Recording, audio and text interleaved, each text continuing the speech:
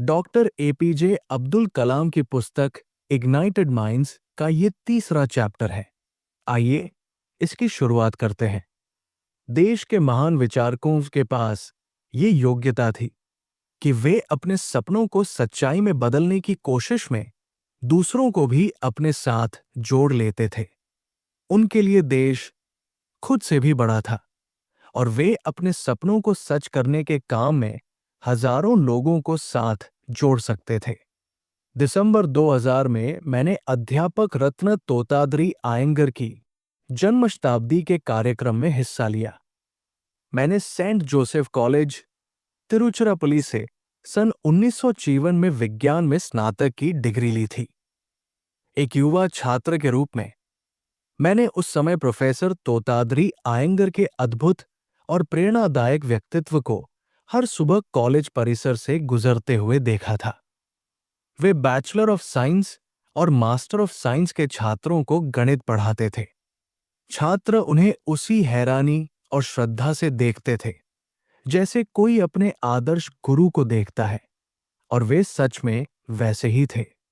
जब वे चलते थे तो ऐसा लगता था जैसे उनके चारों ओर ज्ञान की रोशनी का घेरा फैला हुआ हो। उस समय श्रीनिवासन मेरे गणित के अध्यापक थे। वे प्रोफेसर तोताद्री आयंगर के बारे में बड़े आदर से बात करते थे और बैचलर ऑफ साइंस प्रथम वर्ष तथा बैचलर ऑफ साइंस प्रथम वर्ष के छात्रों की संयुक्त कक्षा की व्यवस्था भी करते थे ताकि प्रोफेसर आयंगर उन्हें पढ़ा सकें।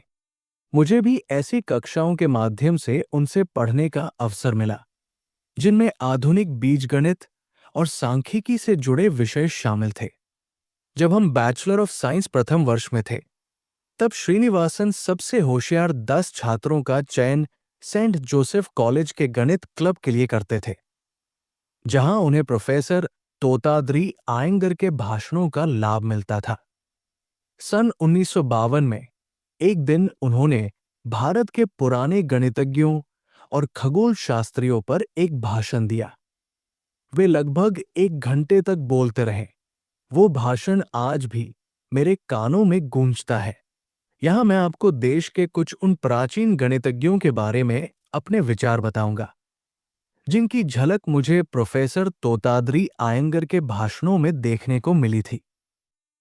476 ईस्वी में कुसुमपुर, जो अब पटना है, में जन्मे आर्यभट्ट एक प्रसिद्ध खगोल शास्त्री और गणितज्ञ थे। वे उस समय तक के ज्ञात पूरे गणितीय ज्ञान का भंडार थे जब उन्होंने 2 भागों में आर्यभटीय नामक पुस्तक लिखी। तब उनकी उम्र केवल 23 वर्ष थी। इस पुस्तक में बीजगणित, त्रिकोणमिति और खगोल शास्त्र तक की बातें शामिल थी।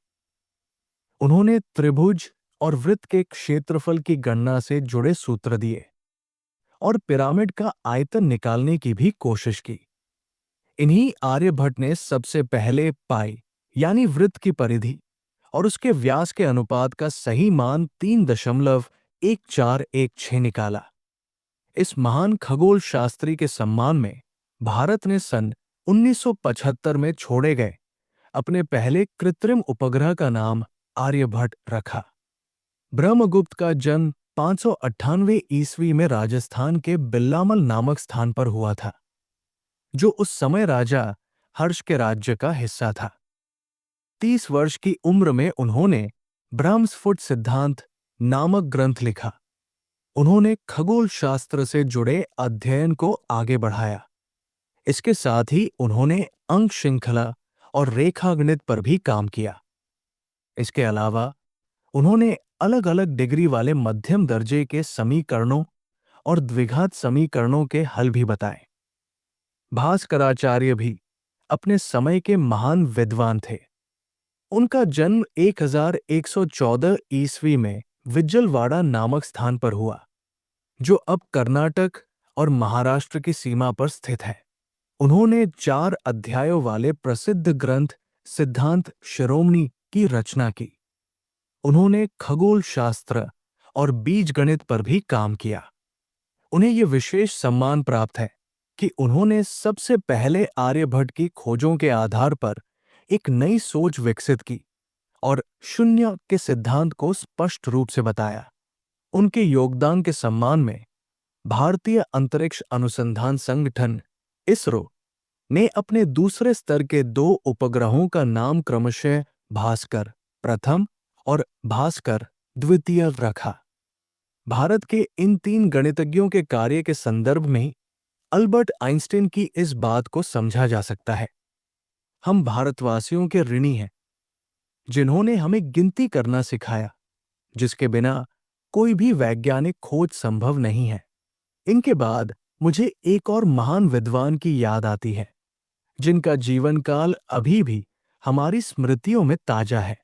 वे हैं श्रीनिवास रामानुजन। वे केवल 33 वर्ष तक जीवित रहे। उनके पास न तो कोई औपचारिक शिक्षा थी और न ही जीवन यापन का कोई निश्चित साधन, लेकिन इसके बावजूद उनकी मजबूत इच्छा शक्ति और गणित के प्रति गहरे लगाव ने उन्हें गणित के क्षेत्र में बहुत योगदान देने में समर्थ बनाया। उनके कई शोध कार्यों पर आज भी गंभीर अध्ययन चल रहा है और इसके लिए गणितज्ञों की मदद ली जा रही है। रामानुजन एक विलक्षण प्रतिभा के गणितज्ञ थे। उन्होंने ट्रिनिटी कॉलेज, कैम्ब्रिज के प्रसिद्ध लेकिन कठोर स्वभाव वाले गणितज्ञ प्रोफेसर G.H. हार्डी को भी प्रभावित कर दिया था। ये कहना अतिशयोक्ति नहीं होगी कि हार्डी ने ही रामानुजन की प्रतिभा को पहचाना और दुनिया के सामने लाया। हमारे वैज्ञानिक ऐसे और रामानुजन जैसे प्रतिभाशाली छात्रों की खोज स्कूलों में क्यों नहीं करते? मेरे मित्रों, आप केवल गणित के अवकलन में क्यों रुचि रखते हैं? क्यों न हर क्षेत्र में समाकलन करें, यानी जोड़ने और साथ मिलकर आगे बढ़ने की भावना अपनाएं? हर पूर्ण संख्या रामानुजन की व्यक्तिगत मित्र थी। ये बात रामानुजन को दी गई श्रद्धांजलि में कही गई थी, जो बिल्कुल सही थी।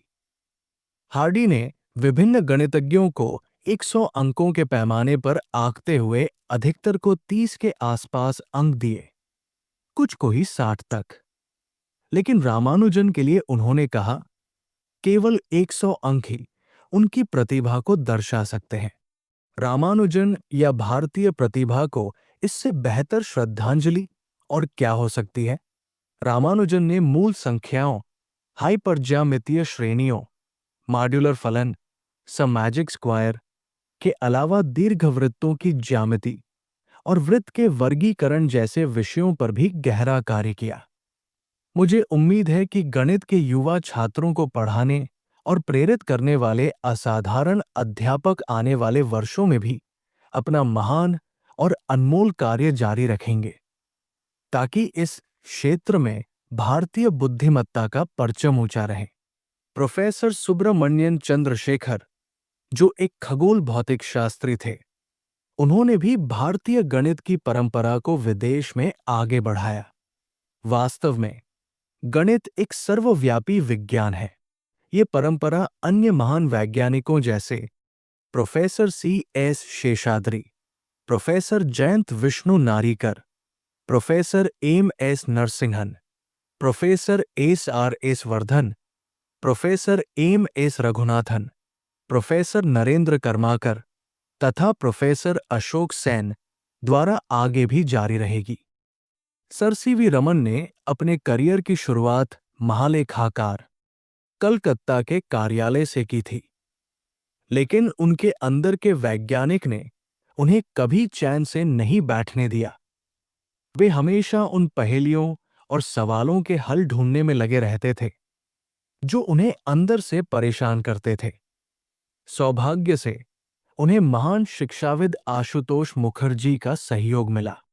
उन्होंने C.V. रमन को उनके शोध कार्य को जारी रखने के लिए प्रेरित किया। ये जानना बहुत जरूरी है कि रमन प्रभाव की खोज, जिसके लिए उन्हें नोबेल पुरस्कार मिला, किसी बड़े और महंगे वैज्ञानिक संस्थान में नहीं हुई थी। मेरा मानना है कि दुनिया को भारतीय बुद्धिमत्ता की ताकत दिखाने की इच्छा ही सर C.V. रमन की सबसे बड़ी प्रेरणा थी। यही बात प्रोफेसर सुब्रमण्यन चंद्रशेखर पर भी लागू होती है, जिन्हें ब्लैक होल्स पर किए गए काम के लिए नोबेल पुरस्कार से सम्मानित किया गया था। उनकी जीवनी चंद्रा लेखक कामेश्वर सी वली में कुछ बेहद रोचक बातें लिखी गई हैं। इसमें बताया गया है कि चंद्रा ऐसे समय में बड़े हुए जिसे विज्ञान, कला और साहित्य का स्वर्ण युग कहा जाता है, और उसी समय स्वतंत्रता आंदोलन ने भी लोगों को गहराई से प्रेरित किया।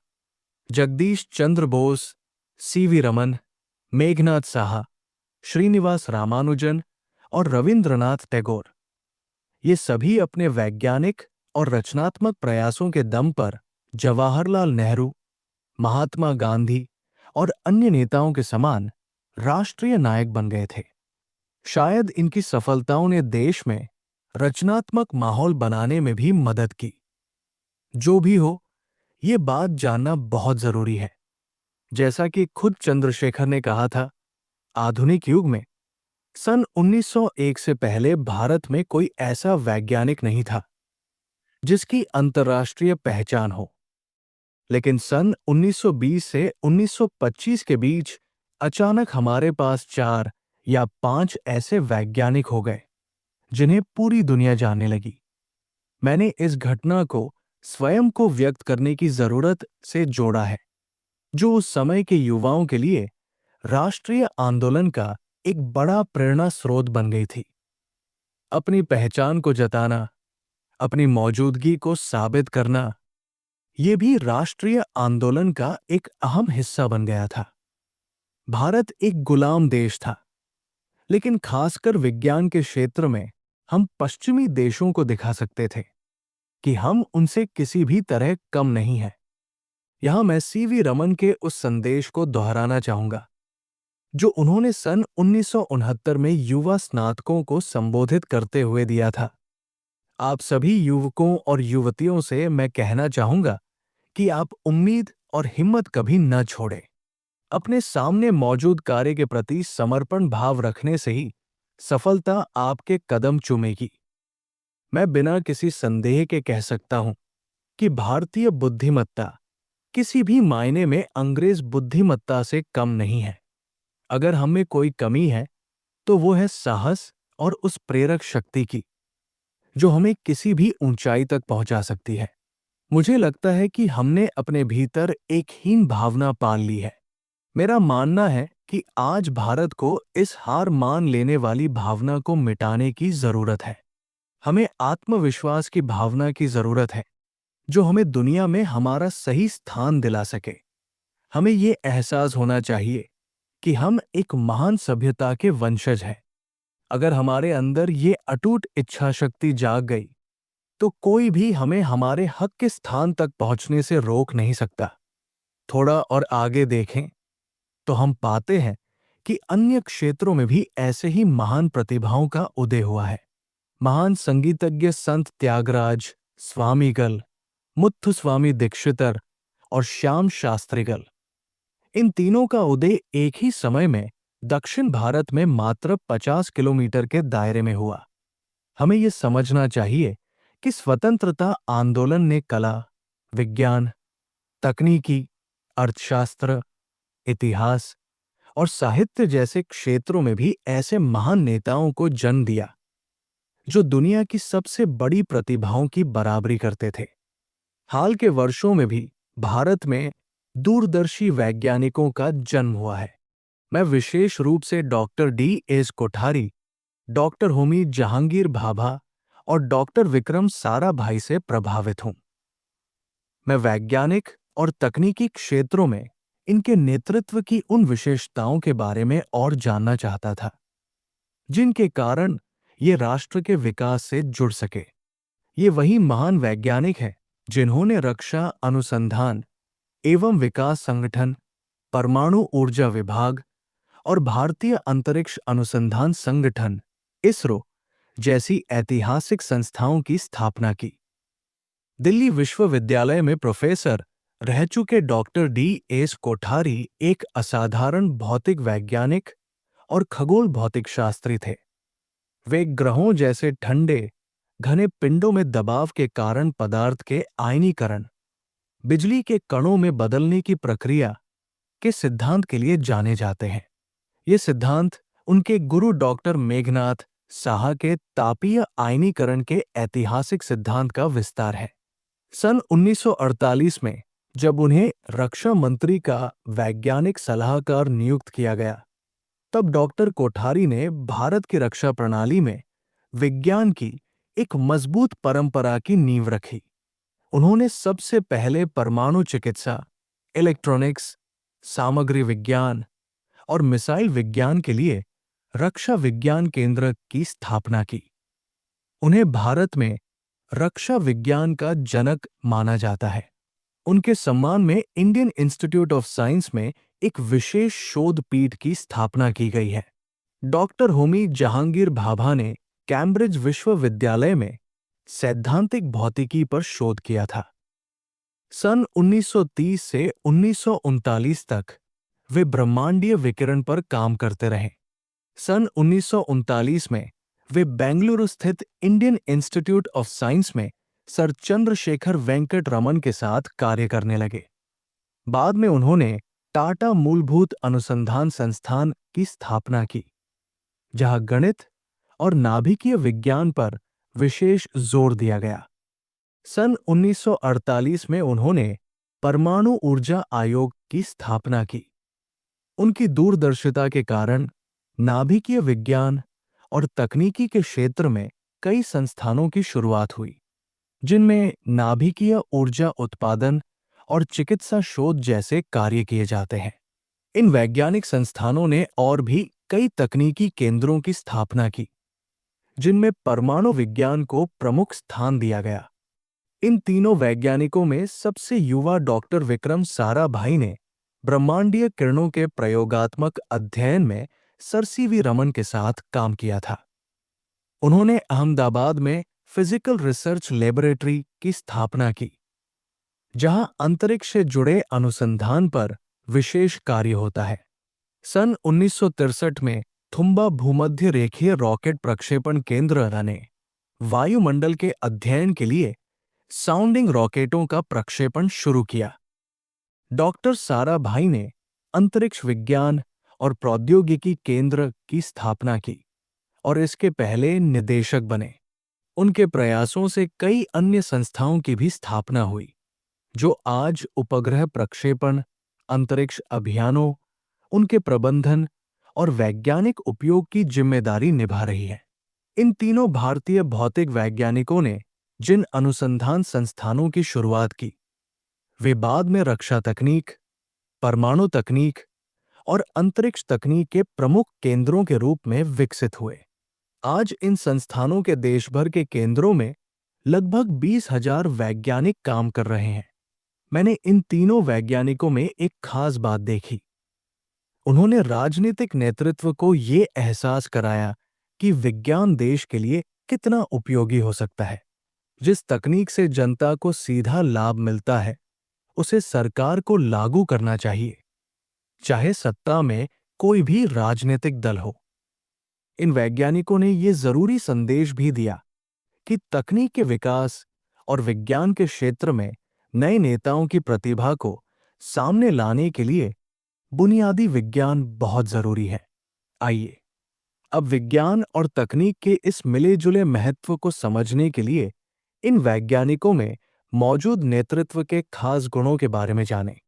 सन 1962 में डॉक्टर विक्रम साराभाई और डॉक्टर होमी जहांगीर भाभा भूमध्य रेखा के पास एक अंतरिक्ष अनुसंधान केंद्र की स्थापना के लिए जगह ढूंढ रहे थे। केरल में थुम्बा को सबसे उपयुक्त स्थान माना गया, क्योंकि वो भूमध्य रेखा के नजदीक था और साथ ही आयन मंडल के अध्ययन के लिए भी अनुकूल था। लेकिन उस इलाके में हजारों मछुआरे बसे हुए थे। वहीं एक सुंदर सेंट मेरी मैगडलेन चर्च और बिशप हाउस भी था। इस वजह से जमीन के अधिग्रहण का काम आगे नहीं बढ़ सका। डॉक्टर साराभाई ने शनिवार के दिन चर्च के bishop reverend doctor Peter Bernard Perera से मिलकर जमीन देने की विनती की। ये सुनकर बिशप मुस्कराए और उन्हें रविवार को चर्च में आने को कहा। अगले दिन रविवार सुबह की प्रार्थना सभा में बिशप ने वहां मौजूद लोगों से कहा, मेरे बच्चों, एक प्रसिद्ध वैज्ञानिक को अंतरिक्ष विज्ञान और शोध के लिए इस जगह की जरूरत है जहां हमारा चर्च और मेरा कार्यस्थल स्थित है। विज्ञान उस सच्चाई को खोजता है जिससे मानव जीवन बेहतर होता है। धर्म का असली मकसद है आध्यात्मिकता। एक आध्यात्मिक गुरु ईश्वर से मन की शांति की प्रार्थना करता है। संक्षेप में कहूं तो जो काम विक्रम कर रहे हैं और जो काम मैं कर रहा हूं, दोनों का उद्देश्य एक ही है, इंसान के मन और शरीर की भलाई। बच्चों, क्या हम इस वैज्ञानिक कार्य के लिए ईश्वर का ये घर उन्हें सौंप सकते हैं? बिशप की बात के बाद कुछ पल की चुप्पी रही और फिर भीड़ से एक स्वर उठा, आमीन। और देखते ही देखते पूरे चर्च में यही स्वर गूंजने लगा। सन 1963 से 1971 तक डॉक्टर विक्रम साराभाई के साथ काम करना एक शानदार अनुभव था। तिरुवनंतपुरम अंतरिक्ष केंद्र में एक युवा इंजीनियर के तौर पर मैंने संयोजित तकनीक, विस्फोटक सिस्टम और रॉकेट इंजीनियरिंग पर काम किया। डॉक्टर साराभाई के नेतृत्व ने मुझे बहुत ऊर्जा और प्रेरणा दी। हालांकि उस समय देश तकनीकी विकास के शुरुआती दौर से गुजर रहा था, फिर भी डॉक्टर विक्रम साराभाई हमारे अपने उपग्रह प्रक्षेपण यानों को बनाने का सपना देख रहे थे। इनका इस्तेमाल भारत की जमीन से रिमोट सेंसिंग उपग्रहों को सूर्य की दिशा में घूमने वाली कक्षा में और संचार उपग्रहों को पृथ्वी के साथ स्थिर गति से घूमने वाली कक्षा में भेजने के लिए किया जाना था। आज भूस्थिर प्रक्षेपण यान के सफल प्रक्षेपण के साथ उनका ये सपना लगभग पूरा हो चुका है। इसरो ने भारतीय रिमोट सेंसिंग उपग्रह और भारतीय राष्ट्रीय उपग्रह प्रणाली जैसी योजनाओं को शुरू करके अंतरिक्ष की सुविधाओं को आम जनता तक पहुंचा दिया है। डॉक्टर साराभाई की अंतरिक्ष से जुड़ी दूरदृष्टि का एक अनुभव मैं आपको बताना चाहता हूं। अपनी किताब अग्नि की उड़ान में मैंने इस घटना का संक्षेप में जिक्र किया है। भारत के पहले उपग्रह प्रक्षेपण यान की डिजाइन परियोजना विक्रम साराभाई अंतरिक्ष केंद्र में शुरू हुई थी। रॉकेट के हर हिस्से जैसे उसकी परतों, ताप सुरक्षा और दिशा निर्देशन प्रणाली की जिम्मेदारी अलग अलग परियोजना प्रमुखों को दी गई थी। मुझे SLV-3 के चौथे चरण यानी रॉकेट के ऊपरी हिस्से की डिजाइन की जिम्मेदारी सौंपी गई। ये वही हिस्सा होता है जो उपग्रह को उसकी कक्षा में पहुंचाने के लिए आखिरी और सबसे तेज गति देता है। इस हिस्से के लिए ऐसी हल्की लेकिन मजबूत सामग्री का प्रयोग किया जाता है जो ज्यादा ऊर्जा वाले ठोस ईंधन को संभालने में सक्षम हो। सन 1970 में जब मैं इस ऊपरी हिस्से के डिजाइन पर काम कर रहा था, तब डॉक्टर साराभाई ने मुझे अहमदाबाद से फोन किया। उन्होंने बताया कि वे फ्रांस की अंतरिक्ष agency Centre National de Etudes Spatiales के अध्यक्ष प्रोफेसर हर्बर्ट कुरियन के साथ तिरुवनंतपुरम पहुंच रहे हैं। उन्होंने मुझसे कहा कि मैं चौथे चरण की पूरी जानकारी प्रोफेसर कुरियन की टीम के सामने पेश करूं। जब ये प्रस्तुति पूरी हो गई, तब हमें पता चला कि SLV-3 के चौथे चरण को फ्रांसीसी डायमंड P-4 प्रक्षेपण यान के ऊपरी हिस्से के रूप में इस्तेमाल करने पर विचार किया जा रहा है। फ्रांसीसी अंतरिक्ष एजेंसी को ऐसी रॉकेट मोटर की जरूरत थी जो ईंधन के भार से लगभग दोगुनी जोरदार हो और बिल्कुल वैसी ही हो जैसी हमने बनाई थी। उसी बैठक में यह निर्णय लिया गया कि चौथे चरण को इस तरह से नए सिरे से बनाया जाएगा कि वो डायमंड P-4 और उपग्रह प्रक्षेपण यान 3 दोनों के लिए उपयोगी हो सके। मैंने इस घटना का जिक्र इसलिए किया है क्योंकि जब यह निर्णय लिया गया था, उस समय हम खुद भी डिजाइन तैयार करने की प्रक्रिया में ही थे। भारतीय वैज्ञानिकों पर डॉक्टर विक्रम साराभाई का भरोसा इस हद तक था। इस चरण का विकास कार्य SLV-3 के अन्य हिस्सों से पहले शुरू हो गया। हमारी प्रेरणा को जैसे पंख लग गए थे और हमने पूरे जोश के साथ काम शुरू कर दिया। दोनों टीमों के बीच कुछ समीक्षा बैठकें हुई और अंततः चौथे चरण का काम ड्राइंग बोर्ड से निकलकर निर्माण के चरण तक पहुंच गया। दुर्भाग्यवश सन 1971 में डॉक्टर साराभाई का निधन हो गया और उधर फ्रांस की सरकार ने भी डायमंड P4 परियोजना को रोक दिया। चौथे चरण के निर्माण के बाद जब परीक्षण चल ही रहे थे, तभी एक नई जरूरत सामने आ गई। दरअसल भारत ने एक छोटा संचार उपग्रह तैयार किया था, जिसे यूरोप के एरियन प्रक्षेपण यान से अंतरिक्ष में भेजा जाना था। इस उपग्रह का नाम था एप्पल। इस उपग्रह के लिए SLV-3 का चौथा चरण पूरी तरह उपयुक्त पाया गया। सन 1981 में फ्रेंच गुयाना के कोरू अंतरिक्ष केंद्र से जब एरियन रॉकेट छोड़ा गया, तो उसी के साथ एप्पल को अंतरिक्ष में ले जाया गया। डॉक्टर साराभाई द्वारा सन 1970 में जो बीज बोया गया था, वो वास्तव में एप्पल के भूस्थिर कक्षा में पहुंचने और धरती पर स्थित केंद्रों से संचार स्थापित होने के साथ साकार हुआ। एप्पल की सफलता ने ये सिद्ध कर दिया कि प्रतिबद्ध वैज्ञानिकों की मेहनत और सोच अपने लक्ष्य को जरूर हासिल करती है। इस उपलब्धि ने भारत के रॉकेट वैज्ञानिकों को जबरदस्त उत्साह और आत्मविश्वास दिया। भले ही स्वप्न देखने वाले डॉक्टर साराभाई अब हमारे बीच नहीं हैं, लेकिन उनका सपना तो साकार हो चुका है। डॉक्टर साराभाई के इस सपने को प्रोफेसर सतीश धवन ने पूरा किया।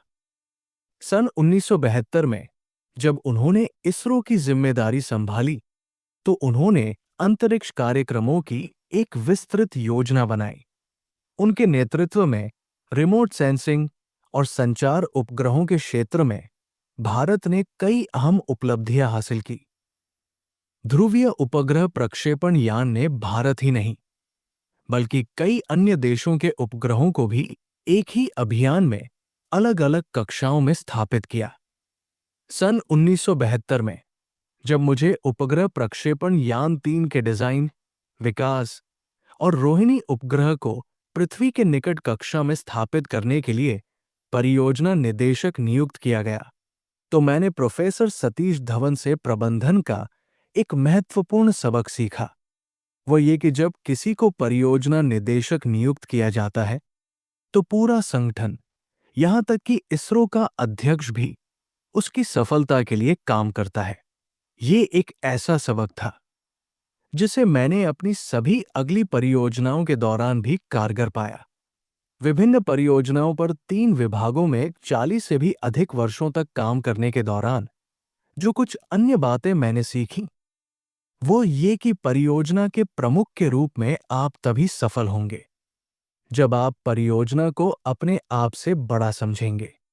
जब परियोजना प्रमुख स्वयं को परियोजना से बड़ा समझने लगता है, तब काम पर प्रतिकूल असर पड़ता है। 80 के दशक की शुरुआत में जब मैं इसरो मुख्यालय बंगलौर में प्रक्षेपण यान कार्यक्रमों और प्रणालियों के निदेशक के रूप में काम कर रहा था, हम प्रक्षेपण यानों के प्रदर्शन और उनके किफायती होने के विषय पर चर्चा करते रहते थे। सन 1981 में विक्रम साराभाई अंतरिक्ष केंद्र तिरुवनंतपुरम के वैज्ञानिकों ने इसरो के अन्य केंद्रों की मदद से पोलर सैटेलाइट लॉन्च व्हीकल का एक डिजाइन तैयार किया, जिसमें 2 बूस्टर लगाए गए थे। उड़ान के दौरान PSLV का वजन 400 किलोग्राम था। प्रोफेसर धवन इसके वैकल्पिक और अधिक सरल डिजाइन का अध्ययन करना चाहते थे। मैंने और मेरे सहयोगियों शिवधनु पिल्ले, एन सुंदराजन और के पद्मनाभ मेनन ने आदर्श डिजाइन, अभियान, प्रौद्योगिकी और संभाव्यता पर काम शुरू किया। टीम ने कई विकल्प विकसित किए, जिनमें उन्नत ठोस प्रोपेलेंट बूस्टर युक्त कोर यान भी शामिल था, जिसमें SLV-3 के पहले चरण के रॉकेटों का उपयोग किया गया था। इसके परिणाम स्वरूप PSLV का वजन उड़ान के समय घटकर 275 टन हो गया।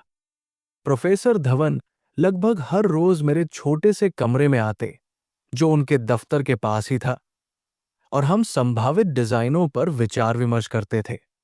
वे स्वयं सिस्टम इंजीनियरिंग और गणित के विशेषज्ञ थे और अपने विचारों को ब्लैक बोर्ड पर दर्शाकर हमें और मेहनत करने के लिए प्रेरित करते थे। हमने पीएसएलवी के विकास की संभावनाओं पर भी विचार किया, जिसमें जीएसएलवी के लिए क्रायोजेनिक इंजन प्रणाली और भूस्थिर उपग्रहों के प्रक्षेपण की संभाव्यता पर भी चर्चा की। प्रोफेसर धवन ने दो सर्वाधिक पसंदीदा डिजाइनों को विशेषज्ञों और इसरो की टीम के साथ चर्चा के लिए चुना। लंबी अवधि की योजनाओं को ध्यान में रखते हुए व्यापक जांच पड़ताल और विचार विमर्श किया गया और मेरे दल द्वारा प्रस्तावित पीएसएलवी डिजाइन को अंतिम रूप दिया गया।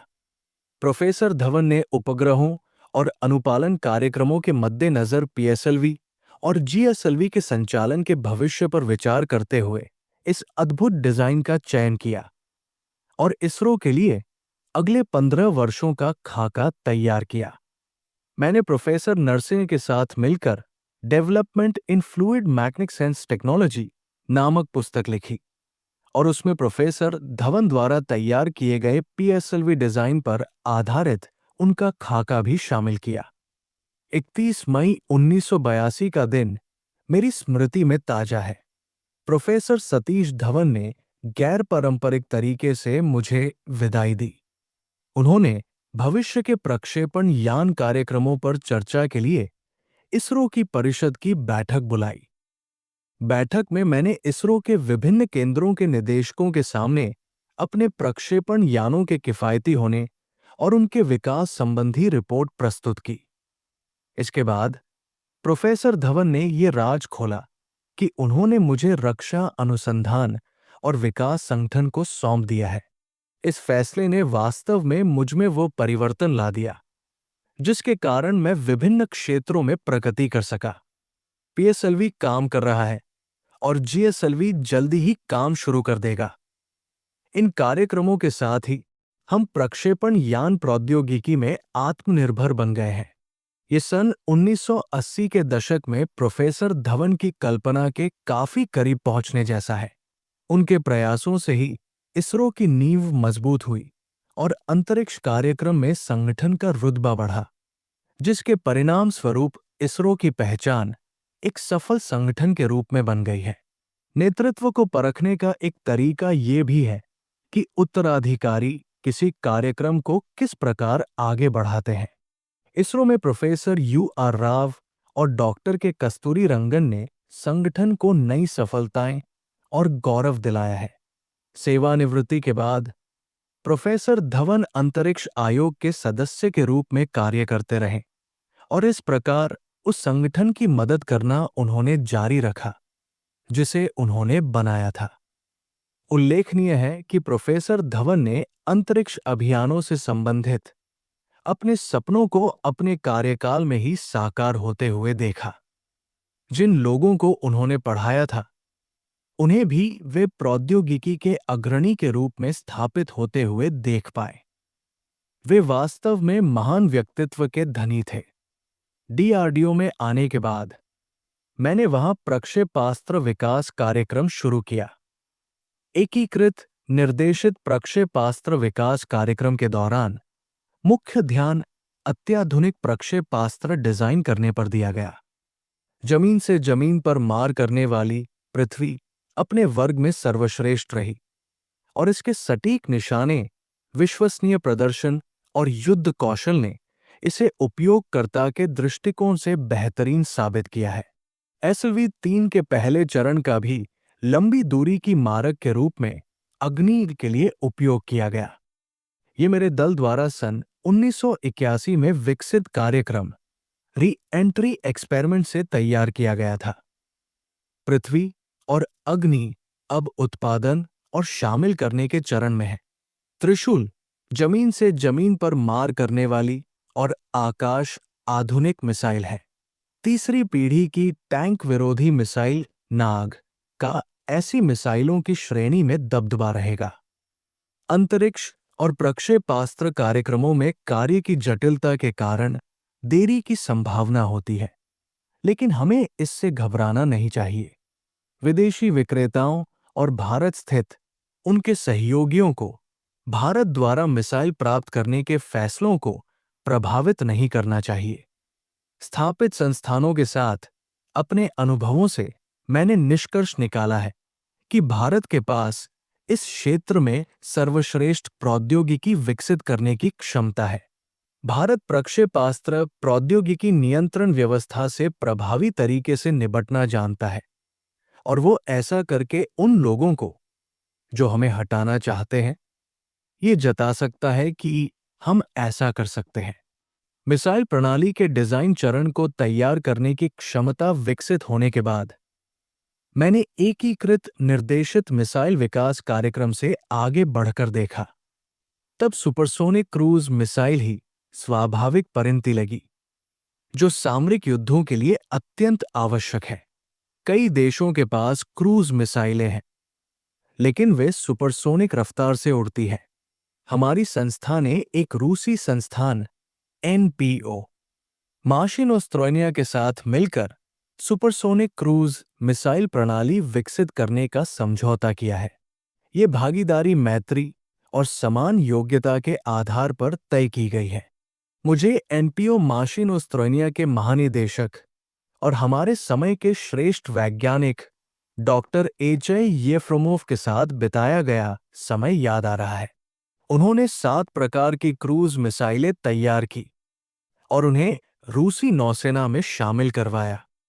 सन 1990 के दशक की परिस्थितियों में उन्नत प्रौद्योगिकी आधारित परियोजनाओं में भारत और रूस के बीच संयुक्त उपक्रम स्थापित करना डॉक्टर येफ्रोमोव और मेरे लिए एक जटिल सवाल बन गया था। जब कभी मैं डॉक्टर येफ्रोमोव से मिलता, तो वे मुझे प्रोफेसर सतीश धवन या रॉकेट प्रौद्योगिकी के जनक डॉक्टर वर्नर फॉन ब्राउन की तरह महान वैज्ञानिक लगते। डॉक्टर येफ्रोमोव मुझे अपने उन प्रौद्योगिकी केंद्रों में भी ले गए जो आमतौर पर किसी विदेशी को नहीं दिखाए जाते हैं। उन्होंने सचमुच मेरे साथ दोस्ताना व्यवहार रखा और अपनी प्रयोगशाला में मेरे लिए भारतीय भोजन की व्यवस्था करवाई। मैं उन्हें हैदराबाद में उन्नत मिसाइल प्रौद्योगिकी केंद्र अनुसंधान केंद्र इमारत में ले गया। वे भारत की प्रगति को देखकर बहुत प्रसन्न हुए। हमारे वैज्ञानिक मस्तिष्क एकाकार हो गए और हमारी दोस्ती फलने फूलने लगी। हमने अपने संयुक्त उपक्रम को ब्रह्मपुत्र और मास्को नदियों के नाम पर ब्रह्मोस कहा। शिवधनु पिल्ले, रामानाथन, वेणुगोपालन और वाइस एडमिरल भारत भूषण ने रूसी विशेषज्ञों के साथ मिलकर इस संयुक्त उपक्रम को अंतिम रूप दिया। रक्षा अनुसंधान और विकास प्रयोगशाला के प्रोपल्शन वैज्ञानिक वेणुगोपालन को परियोजना निदेशक बनाया गया। इस तरह एक नए प्रकार का संयुक्त उपक्रम अस्तित्व में आया, जिसने दोनों देशों के वैज्ञानिक समुदायों को उन्नत प्रौद्योगिकी आधारित शस्त्रों के डिजाइन, विकास, उत्पादन और विपणन के क्षेत्र में एक साथ ला खड़ा किया। जिस प्रकार दोनों दलों को इससे खुशी मिली, उसी तरह मेरे लिए भी ये प्रसन्नता का विषय था। चंडीपुर स्थित अंतरिम परीक्षण स्थल से 12 जून 2001 को ब्रह्मोस की पहली उड़ान संयुक्त उपक्रम की प्रगति को दर्शाने वाली मील का पत्थर साबित हुई। 28 अप्रैल 2002 को दूसरी उड़ान ने पहली के नतीजों की पुष्टि कर दी और इससे हमारा उत्साहवर्धन भी हुआ। डॉक्टर येफ्रोमोव और मुझे प्रसन्नता है कि भारत और रूस ने महसूस किया कि ये संयुक्त उपक्रम दो मित्र देशों के उन्नत हथियारों का निर्माण करने और विश्व बाजार में प्रवेश के लिए करीब लाने का माध्यम बना। कथित विकसित देशों से पहले ही उन्नत हथियार प्रणाली के विपणन का मेरा सपना ब्रह्मोस के जरिए पूरा होगा, भले ही तब मैं इसके परिदृश्य से दूर रहा हूं। पर जिस टीम का मैंने गठन किया था, उसने पूरे भरोसे के साथ काम किया है। मैं खुश हूं। मैंने देश के दुग्ध पुरुष कहे जाने वाले डॉक्टर वर्गीज कुरियन की लिखी पुस्तक इन अनफिनिश्ड ड्रीम पढ़ी थी। इस पुस्तक में वे लिखते हैं कि ये सब अचानक ही हुआ कि मैं डेयरी उद्योग से जुड़ गया। लेकिन ब्रिटेन के विशेषज्ञ की ये टिप्पणी की जीवाणु की उपस्थिति के लिहाज से लंदन की सीवर लाइनों का पानी भी मुंबई के दूध से बेहतर होता है, युवा कुरियन को चुनौतीपूर्ण लगी और वे डेयरी उद्योग की स्थिति सुधारने के लिए जी जान से जुट गए। नतीजतन दूध उत्पादन के क्षेत्र में भारत आज अग्रणी देशों में है। आनंद यात्रा के दौरान मुझे उनके साथ एक दिन बिताने का मौका मिला। अमूल डेयरी का दौरा करते हुए मैंने नियमित कामकाज में आय मूल्यवर्धन को देखा। इस सहकारी तंत्र ने दूध के बाद अन्य उत्पादों जैसे मक्खन, पनीर, आइसक्रीम वगैरह बनाना भी शुरू कर दिया है। इन प्रयासों ने आज के अत्यधिक प्रतिस्पर्धी माहौल में भी उसकी स्थिति को मजबूत बना दिया है। जब मैंने उनसे पूछा कि उनके अनुसार देश को विकास की राह पर अग्रसर करने का निश्चित तरीका क्या है, तो उनका जवाब था, आपको हमारे युवा पेशेवरों तथा देश के किसानों के रूप में उपलब्ध संसाधनों के बूते पर इस काम को आगे बढ़ाना चाहिए। उनको शामिल किए बगैर हम सफल नहीं हो सकते। उनकी भागीदारी होने पर हम असफल भी नहीं होंगे। मैं हैदराबाद के भारत अमेरिकी कैंसर संस्थान के चिकित्सा विशेषज्ञ प्रोफेसर काकरला सुब्बाराव के साथ अपनी बैठक का भी जिक्र करना चाहूंगा। मैंने उनसे पूछा कि क्या कैंसर असाध्य अभिशाप है। 77 वर्षीय अल्बर्ट आइंस्टाइन रेडियोलॉजी प्रोफेसर ने जवाब दिया, हाँ और नहीं। हाँ, इसलिए क्योंकि आनुवंशिकी के जरिए कुछ ऐसे गुण हमें विरासत में मिलते हैं जो हमें इस रोग का शिकार बना सकते हैं। नहीं, इसलिए क्योंकि इस बीमारी का हमें शिकार बनना या इससे हमारा बचाव काफी हद तक हमारी प्रतिरक्षा प्रणाली पर भी निर्भर होता है। हमारा मस्तिष्क किस प्रकार से प्रतिरक्षा प्रतिक्रिया को प्रेरित कर सकता है। इस विषय पर जारी शोध ने साइको न्यूरो इम्यूनोलॉजी अर्थात मनोतंत्रिका प्रतिरक्षा विज्ञान की एक नई शाखा को जन्म दिया है। इस क्षेत्र में हो रही खोजों से cancer, AIDS, chronic fatigue immune dysfunction syndrome तथा प्रतिरक्षा प्रणाली से संबंधित अन्य रोगों के मरीजों के लिए उम्मीद बंधी है। मस्तिष्क तथा हृदय के आपसी संबंधों पर आधारित साइको न्यूरोकार्डियोलॉजी या रक्त संबंधी विकारों जैसे हीमोफीलिया में रक्त के जमाव की समस्या आदि में मस्तिष्क के प्रभाव अर्थात साइको न्यूरोहिमेटोलॉजी जैसे नए शोध के विषय भी सामने आ रहे हैं। ये है विचारों की ताकत। ये कुछ ऐसे रोग हैं जिनके लिए सघन इलाज की आवश्यकता होती है, लेकिन इस क्षेत्र में भी चिकित्सा प्रणाली ये स्वीकार करती है कि हमारा मस्तिष्क प्रमुख भूमिका निभा सकता है, दूरदृष्टि मेधा को प्रज्वलित करती है। भारत को JRD टाटा, विक्रम साराभाई, सतीश धवन और वर्गीज कुरियन सरीखे दूरदर्शियों की आवश्यकता है, जो अभियान प्रेरित कार्यक्रमों में पूरी पीढ़ी को शामिल कर संपूर्ण देश के हित के लिए काम किया करते थे। और इसी के साथ तीसरा चैप्टर समाप्त होता है। बाकी के चैप्टर्स को प्ले लिस्ट से जाकर के सुन सकते हैं। धन्यवाद।